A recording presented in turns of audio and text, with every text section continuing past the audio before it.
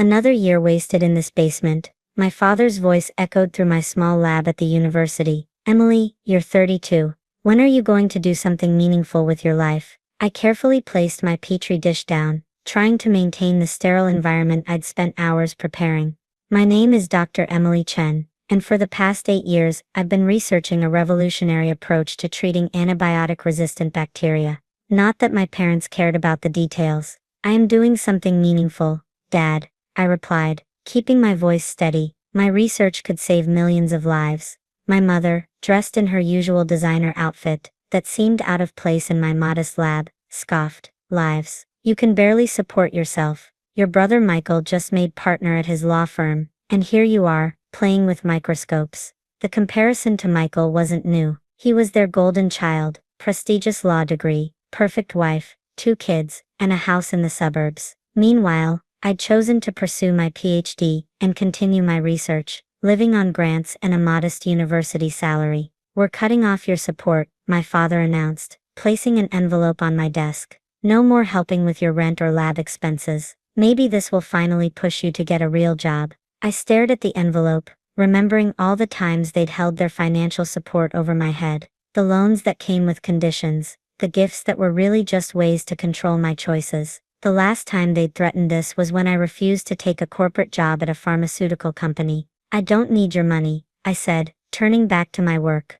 My research grant was just renewed. Research grant, my mother mimicked. Barely enough to survive on. Is this what we sent you to Stanford for? To live like a student forever? I thought about my latest breakthrough, the promising results I'd been documenting for weeks, but I knew better than to share them. They'd never understood my passion for science, had never even bothered to read any of my published papers. You could be making 6 figures in the private sector, my father continued. Instead you're here, chasing some impossible dream about fighting superbugs. Wake up, Emily. You're becoming the family embarrassment. The word embarrassment hit harder than I wanted to admit. Last month, at my cousin's wedding, they'd introduced me as still in school rather than acknowledge my doctorate or my position as a lead researcher. I think you should leave, I said quietly, my eyes fixed on the bacterial cultures I'd been studying. I have work to do. Work, my mother laughed. This isn't work, this is hiding, from real life, from real responsibilities. As they turned to leave, my father paused at the door. When this all fails, don't come crying to us. Michael's success didn't happen by accident. He listened to our advice. After they left, I sat in my lab silence, surrounded by the equipment and research that meant everything to me and nothing to them. My phone buzzed with a text from Michael. Heard Mom and Dad visited. Maybe they're right this time, sis. My firm's always hiring. I turned my phone face down and reached for my latest research notes. The preliminary results were promising, more than promising. My approach to fighting antibiotic-resistant bacteria was showing unprecedented success rates in trials. Dr. Thompson, my mentor and the head of our department, had been ecstatic when he'd reviewed my latest data. This could be revolutionary, he'd said, his eyes bright with excitement. Keep going, Emily. Don't let anything distract you. I worked late into the night, long after the lab had emptied. My dedication wasn't about proving my parents wrong.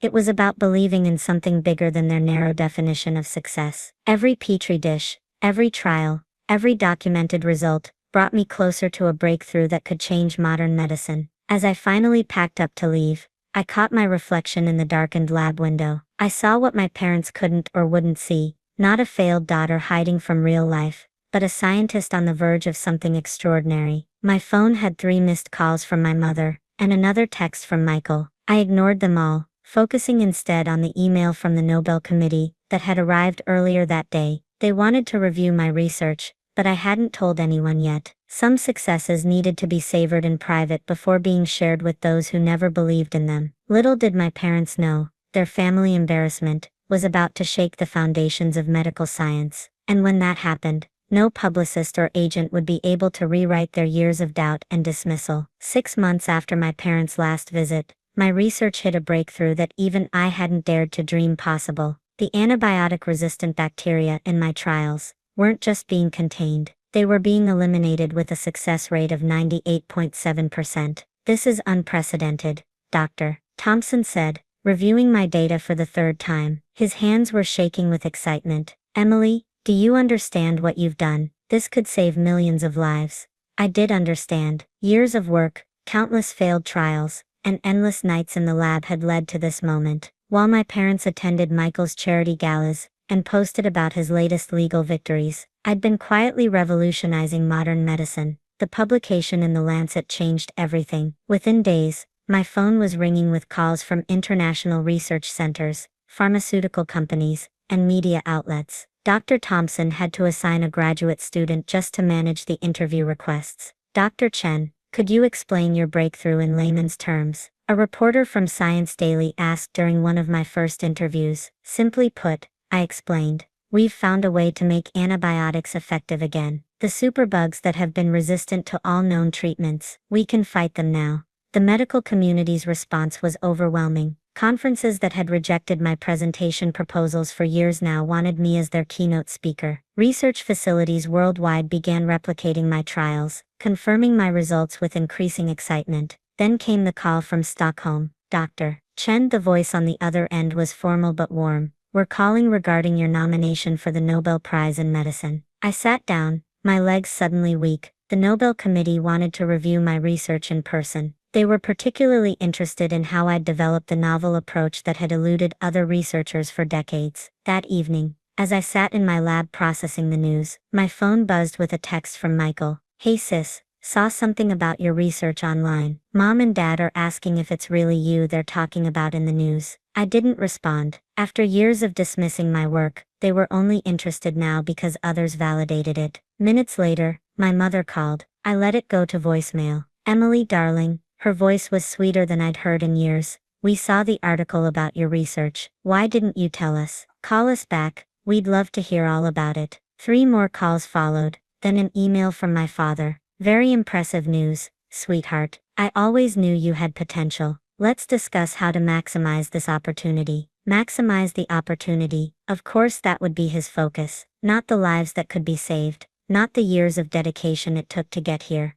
but how to capitalize on it. The next morning, I arrived at my lab to find it surrounded by reporters. Dr. Thompson met me at the door, beaming with pride. They're calling it the most significant medical breakthrough of the century, he said, helping me navigate through the crowd. And to think your parents wanted you to be a corporate lawyer. Inside, my research team was celebrating. These were the people who had believed in me, who had stayed late helping with trials, who had understood the importance of our work. Their joy felt genuine, untainted by years of doubt and dismissal. My phone rang again, an unfamiliar number this time. Dr. Chen, this is Patricia Walsh from Elite PR Management. Your parents contacted us about representing you during this exciting time. They mentioned you might need help managing your public image and press appearances. I ended the call without responding. Of course they had hired a PR agent. Heaven forbid their daughter handle her own success. The messages kept coming. Emily, the country club is doing a gala next month. They'd love to honor you.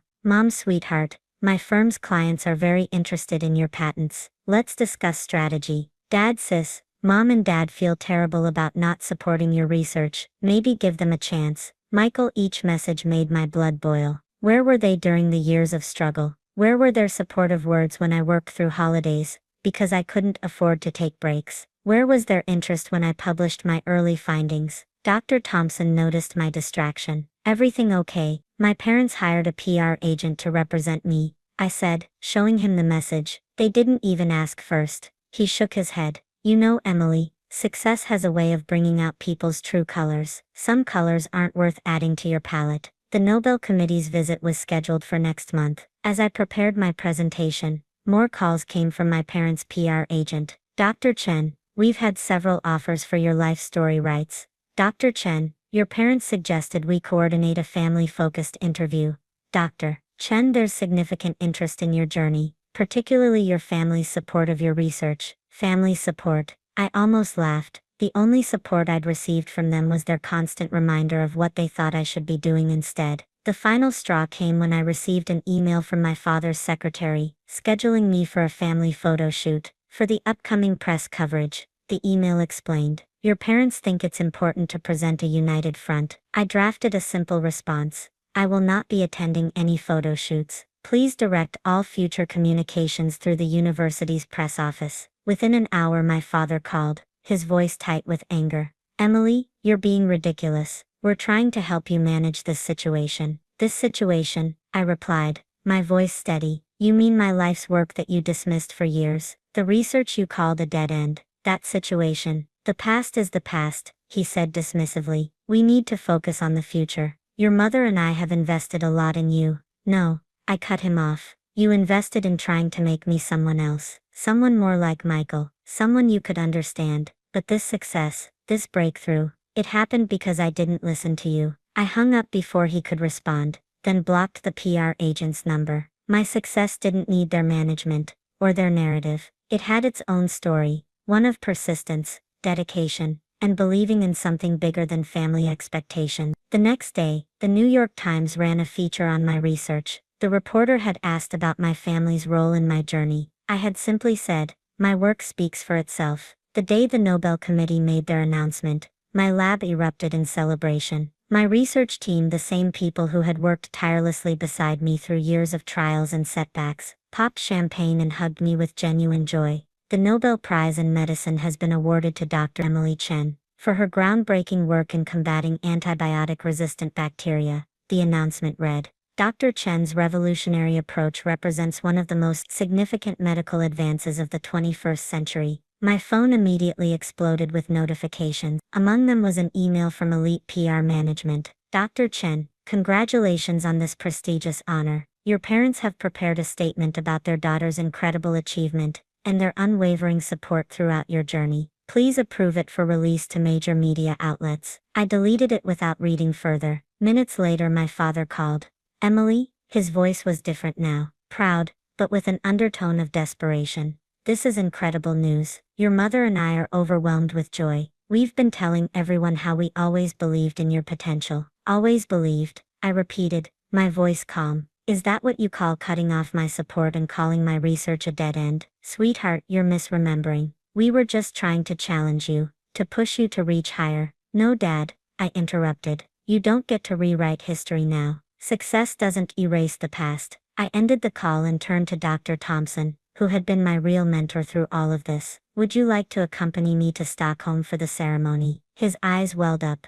I would be honored, Emily. The weeks leading up to the Nobel ceremony were a whirlwind. My parents made increasingly desperate attempts to insert themselves into my narrative. They gave unauthorized interviews about their brilliant daughter, and how they had sacrificed everything to support her research. Michael, ever the lawyer, tried to mediate. Come on, sis, they're trying. Can't you just let them be part of this? They had years to be part of this, Michael, I replied. They chose not to be. The morning of the ceremony in Stockholm, I received a text from my mother. We're in the audience front row. The PR team has arranged for us to do family photos after. I handed my phone to my assistant with simple instructions. No family photos, no interviews about family support, no statements about parental guidance. As I stood at the podium accepting the Nobel Prize, I looked out at the audience. I saw my parents in the front row, dressed impeccably, ready for their moment in the spotlight. But I focused instead on Dr. Thompson, beaming with genuine pride from his seat. This award, I said into the microphone, belongs to everyone who believes in the power of dedication over doubt, of persistence over pessimism. To every young scientist who's been told their dreams are too big, or their goals too ambitious, keep going. The only validation you need is the truth you discover in your research. At the reception afterward, my parents tried to approach me,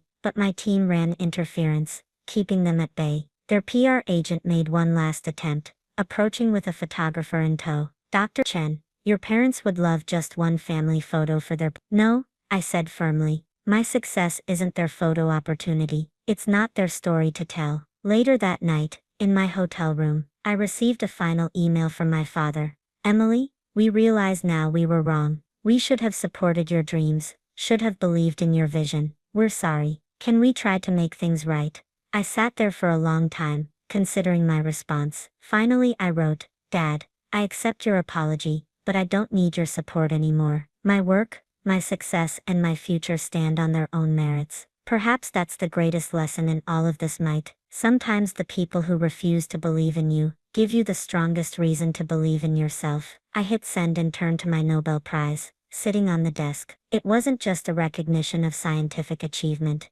It was a testament to believing in yourself when no one else would. Sometimes I realized, the greatest breakthrough isn't just in the research, it's in breaking free from those who never believed it was possible. The next morning, as I boarded my flight back to my lab, to my real family of dedicated researchers and true supporters, I felt lighter. Success hadn't just changed my life, it had shown me exactly who deserved to be part of it.